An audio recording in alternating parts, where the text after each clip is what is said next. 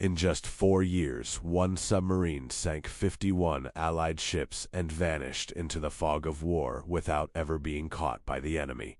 This is the story of U-48, the deadliest U-boat in naval history, a steel coffin that became a legend, and the men who rode it through the most dangerous waters on Earth. While other U-boats were hunted down and destroyed, U-48 kept coming back. Its commander would later be called the most lethal man at sea. It began in Kiel, April 1939, months before the war even started. U-48 was a Type Veb U-boat built for one purpose: hunting merchant ships in the Atlantic. Standing barely 6 feet wide inside, it would carry 44 men into combat, often for weeks at a time, breathing recycled air and living on tinned rations. Few of them knew that within months this vessel would become the single most effective weapon Germany possessed against Britain's lifeline of supply ships. The crew that boarded U-48 were mostly young men in their early 20s, fishermen's sons and engineering apprentices from across Germany. They trained for months in the cold waters of the Baltic, learning to dive in under 30 seconds, to read torpedo angles by instinct, and to survive depth charges that could crack a hull like an eggshell. None of them could have imagined they were about to become part of the most lethal submarine crew of the entire war. On September 3, 1939, Britain declared war on Germany. Within hours, U-48 was already at sea, patrolling the western approaches to the British Isles.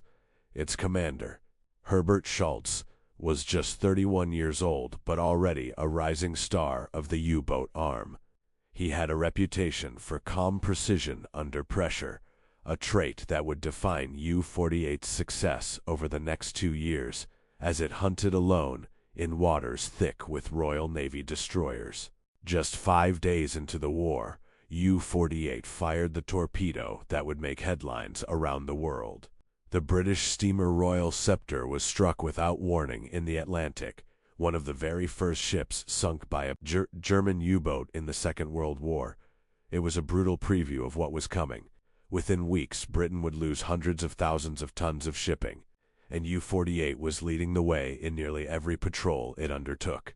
Returning from patrol, the crew would be greeted on the pier like heroes, lined up in their orange survival suits as officers came aboard to log every kill. Each white pennant flown from the conning tower represented a sunken ship, and U-48 flew more pennants than almost any other boat in the fleet. But behind the celebration was exhaustion. Weeks at sea in cramped, freezing conditions had pushed every man aboard to his physical and mental limit. Reloading torpedoes was a brutal physical task. Each eel-shaped torpedo weighed over a ton and had to be hauled by hand through narrow hatches, often in rough seas with waves crashing over the deck. A single misstep could crush a man or send him overboard into freezing water with no hope of rescue. Yet this dangerous routine was repeated again and again, as U-48 reloaded for its next strike against Allied convoys crossing the Atlantic. Inside the hull, the engine room was a deafening world of diesel fumes, oil, and grinding machinery. Men worked 12-hour shifts in spaces barely wide enough to turn around in, monitoring the engines that pushed U-48 across thousands of miles of open ocean. A single mechanical failure here could strand the boat on the surface, exposed to enemy aircraft. The engineers of U-48 became some of the most skilled submariners in the entire Kriegsmarine. Every torpedo had to be checked and rechecked before firing, a faulty detonator or a misjudge. Depth setting could mean a wasted shot, or worse, a torpedo that circled back toward the firing submarine itself. The technicians aboard U-48 became masters of this deadly precision. Their skill, combined with Schultz's tactical patience, meant that U-48's torpedoes found their targets far more often than the fleet average, a deadly efficiency that built its fearsome reputation. Through the periscope, the world narrowed to a thin gray horizon and the silhouette of an unsuspecting freighter. Commanders had only seconds to calculate speed, distance, and angle before giving the order to fire. It was a game of patience and nerve. Surfacing too early meant detection, Waiting too long meant losing the shot entirely. This narrow lens became U-48's window onto 51 separate moments of life and death, spread across 2 years of war. As 1940 began, France fell to the German advance, and with it came a strategic gift for the U-boat fleet: access to the French Atlantic coast. No longer would boats like U-48 have to cross the dangerous North Sea just to reach hunting grounds. A new base was being prepared at Lorient, one that would cut transit time in half and let U-48 spend far more of its patrol actually hunting Allied shipping in the open ocean.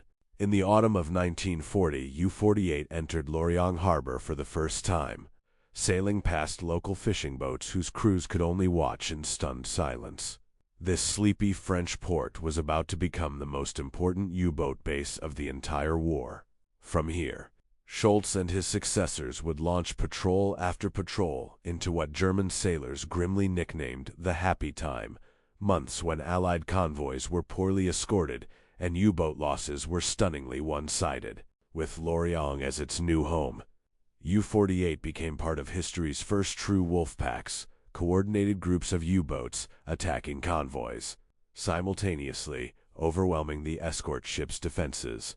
Schultz's tactical reports back to headquarters helped refine these group tactics. In a single autumn convoy battle, U-48 alone sank several ships in one night, a feat that earned Schultz's the Knight's Cross and cemented U-48's place as the top-scoring boat in the entire fleet. Not every patrol was glory and easy targets. Winter Atlantic crossings meant ice forming on the hull, mountainous waves that could snap a man's grip from the railing, and engines straining against freezing temperatures. Some patrols yielded nothing for weeks at a time. The men of U-48 endured cold, isolation, and the constant threat of British destroyers and aircraft, a far cry from the heroic image painted in Berlin's propaganda newsreels back home. Each return to Lorient drew crowds, French civilians, German naval officers, and propaganda photographers all gathering to document the boat's latest kills. U-48's success made it a centerpiece of Nazi naval propaganda, its tally of sunken ships broadcast across Germany as proof that Britain could be starved into submission. For the crew, these welcomes offered brief comfort before they would again disappear beneath the waves on another lethal mission. By 1941, command of U-48 had changed hands more than once, passing to officers like Heinrich Bleckrit and later Herbert Schultz's successors, each adding to the boat's growing list of conquests. The pressure on these commanders was immense. U-48's reputation meant every patrol was scrutinized by Dönitz himself. Yet through skilled seamanship and relentless aggression, U-48 continued adding sunken tonnage, even as Allied defenses grew stronger and more lethal by the month. As the war dragged on, the men who had sailed U-48 since 1939 began to disperse, some promoted to command their own boats. Others lost on different vessels entirely as Allied anti-submarine tactics improved dramatically. The happy time that had made U-48 famous was ending. Radar, improved depth charges, and long-range aircraft were turning the hunters of 1940 into the hunted of 1942, and the Atlantic was becoming a graveyard for Germany's once untouchable U-boat fleet. By 1943, U-48 had been withdrawn from frontline combat and reassigned as a training vessel, sheltering inside Lorient's massive reinforced concrete U-boat pens, bunkers so thick that Allied bombs simply bounced off their roofs.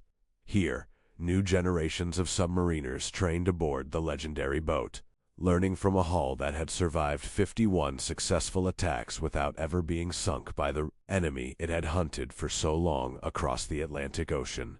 Herbert Schultze himself was honored repeatedly for his command of U-48, decorated by Karl Dönitz, and celebrated as one of the Kriegsmarine's elite tonnage kings. But for every medal and ceremony, there was an unspoken truth. Most of his fellow U-boat commanders from those early war years would not survive to see Germany's surrender. Schultz's survival and U-48's made them increasingly rare exceptions in a service where the casualty rate exceeded 70%. In the final months of the war, with Lorient surrounded by advancing Allied forces, U-48 was decommissioned and ultimately scuttled by its own crew rather than fall into enemy hands.